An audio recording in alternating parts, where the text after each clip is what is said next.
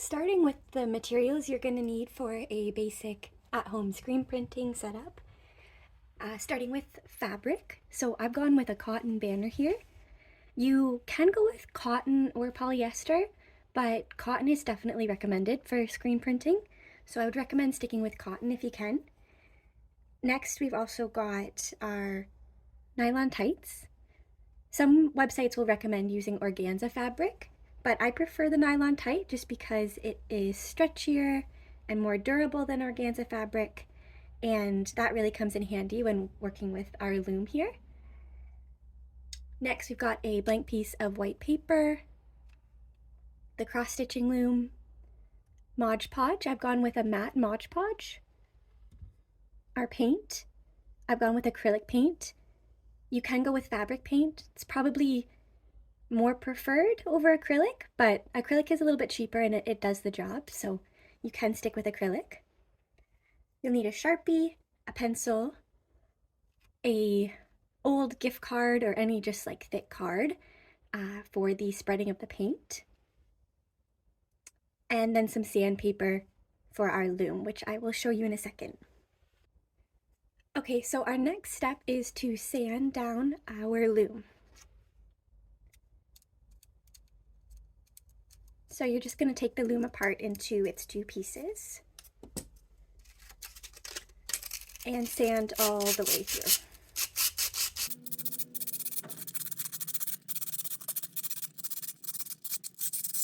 And make sure you get on the insides and on the edges here too. Just anywhere where there could be rough edges. You don't want the rough edges cutting through your nylon tights.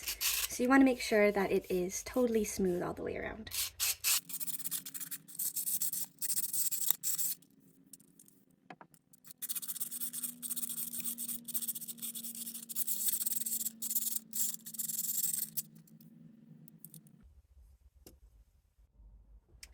Okay, so the next step of this process is to fold our nylon tights over our loom here. So once you've ensured that the thickest part of the nylon tight, typically the ends are a little bit thinner, so you're gonna go with the upper torso portion of the nylon tight. And once that has been laid across the inner loop, you're just going to put the second loop over top and start tightening. And what you also want to do at this point is make sure that the nylon tight is really smooth and really taut across the loom. So you're just going to very gently pull through the sides.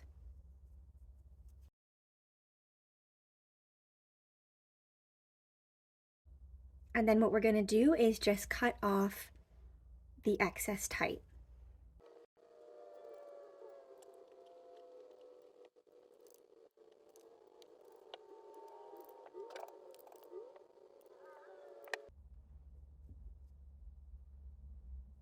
Okay, so once we are finished with our nylon tight and loom, we are going to start drawing our design. So ideally what I would recommend doing is first tracing the loom so that you know how much space you have to work with, you know what size, around what size your design should be. So I'm just going to trace the loom.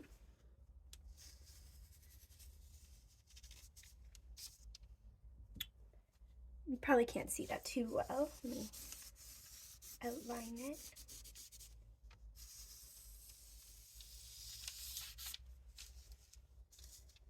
So now you know around how much space you have to work with. So I'm going to be drawing my design just inside this circle, and I'm actually going to draw the Hamilton and District Extended Family logo. So I'm going to turn the camera off for this one because it might take me a second. Okay, so I've finished drawing my design. I started in pencil and just finished outlining it in permanent marker. I would say when you are making designs, definitely take full creative freedom and try to make whatever you'd like. but I would just recommend sticking to relatively like more like simplistic designs. You don't necessarily want to be going with any like mandalas or anything with a lot of detail, just because when it comes to the Mod Podge phase, it is going to be very time consuming. But with that being said, if you are willing to put in the time, then the sky is the limit. What you might also notice is that I did include some lettering in my design. Definitely feel free to include any verbiage or lettering that you'd like, but just also keep in mind that that is a lot of extra detail, so it will take a little bit more time. So our next step is to transfer our design onto our nylon tight. And how you're going to do that is you are going to place the side of the loom that has the nylon fabric on the bottom. So as you can see, the top is kind of where the loose nylon fabric is coming out.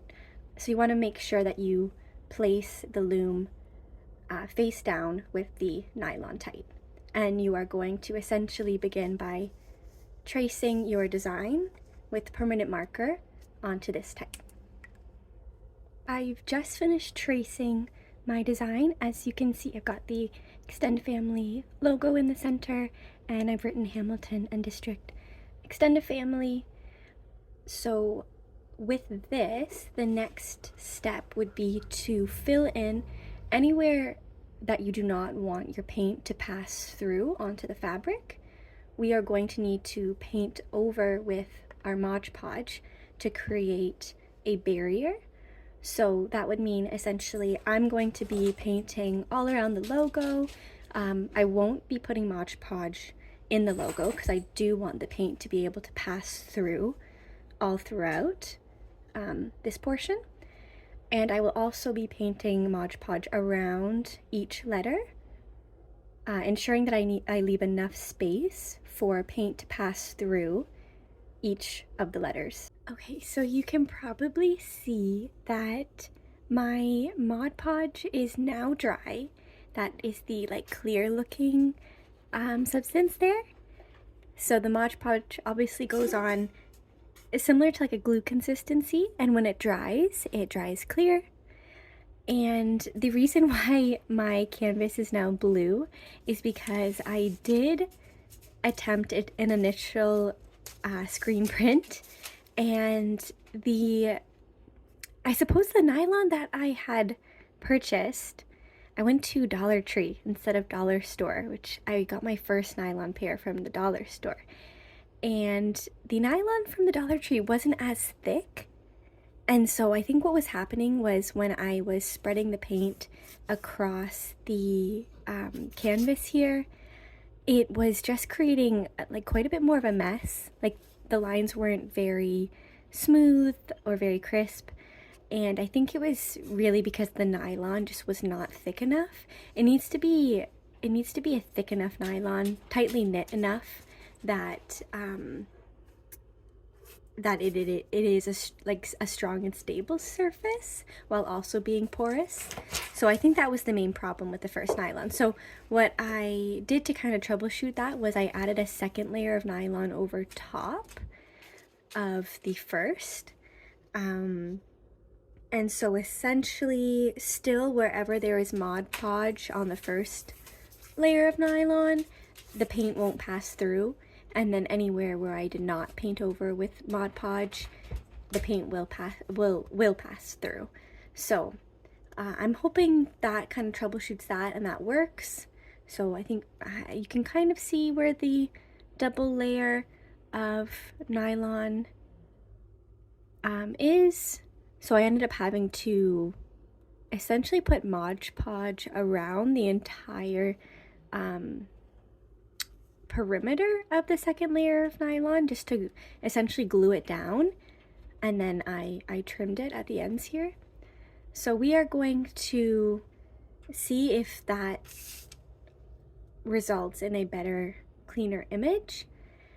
But if you are trying this for the first time, your canvas will pretty much look identical to mine. It just will not have the paint indicating a screen printing attempt on it, so you will have a clean and clear canvas, but you can still follow this step by step. We'll be doing the exact same steps. So essentially what I'm going to do is grab my paint, whatever color paint you chose. I chose a dark blue to represent the extended family colors. So dark blue is one of their main colors. So because I'm doing the extended family logo, I'm going with the dark blue paint. So what I'm going to start by doing is anywhere in the negative space, so the negative space is anything you've painted over with Mod Podge, I'm going to put down a relatively thin layer of paint. You don't want to go too heavy on the paint. So you're going to start with just thin layers near the edges of wherever you are looking to paint over. So for me, it's going to be in and around the sides here. So I did a little layer on the side there. I'm going to do another layer on this side. And the letters are going to be where it gets a little bit tricky. So I'm going to put down a very thin layer of paint at the beginnings and the ends and in the middle, and essentially it'll just be a matter of evenly trying to smooth over all of the paint. So now that I have my paint kind of layered out in a few different spots where I can then evenly smooth the paint out over the image, I'm going to grab my gift card here, and we are just going to start by smoothing out the paint. It may take a few tries to make sure that the image is totally covered, but just play around with it, and yeah, you'll start to figure it out a little bit more over time.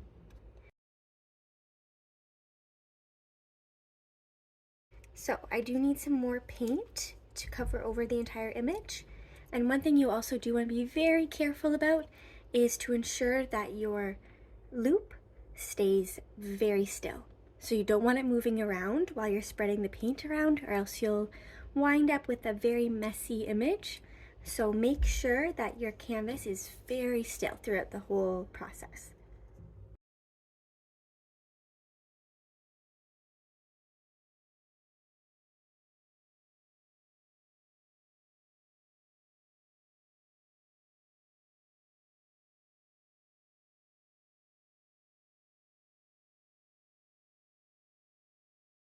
As you can see, the image is pretty thoroughly covered. I've made sure that there's no gaps in where I've layered the paint and where I've designed my image, so it should all be covered. And once you are at this phase, essentially we just need to carefully pull the loop off of the paper. And so it is a little bit of a delicate process, and you're really hoping that the image has transferred properly. So let's see. So there is my loom and my image. As you can see, it did not come through totally clear. Thankfully this was just our practice run, but as you can see, there are areas where I probably could have pushed down a little bit harder to ensure that all the letters came through. If you do wind up in a situation like this, not the worst case scenario, what I would recommend doing is just taking a paintbrush and filling in the gaps a little bit. But overall, not a too bad image for our practice run. We are going to see if we can make this work for our canvas now. Once you have done a bit of a trial run onto your blank paper and you are pretty content with how your image has come through, keeping in mind any pointers that you might have. For me, I know with my trial run, there were some areas that I needed to push down a little bit harder on. While also making sure you don't push down too hard, because you don't want the image to run or bleed because of the pressure that you're applying.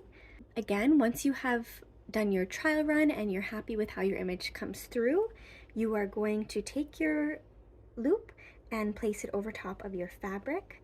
My paint is still a little bit wet from my trial run, so that's okay.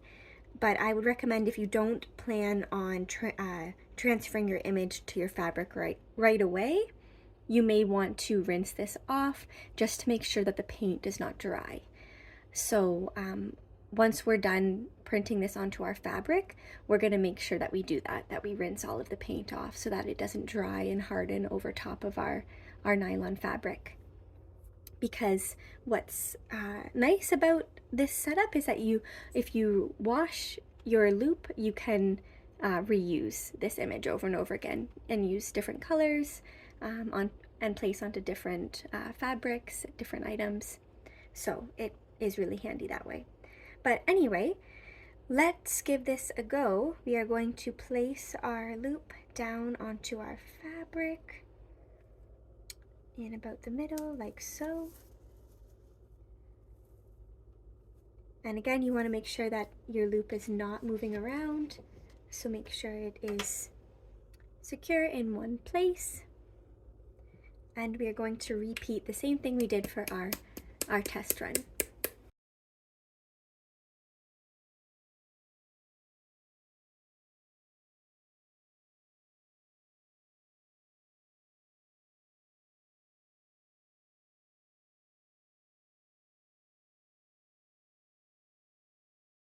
Okay, so there we go. We have our screen print. As you can see, there are still areas where I did not push down hard enough. So I am going to go over those areas with a paintbrush very delicately. But otherwise, I would say, as a whole, the image came out pretty well.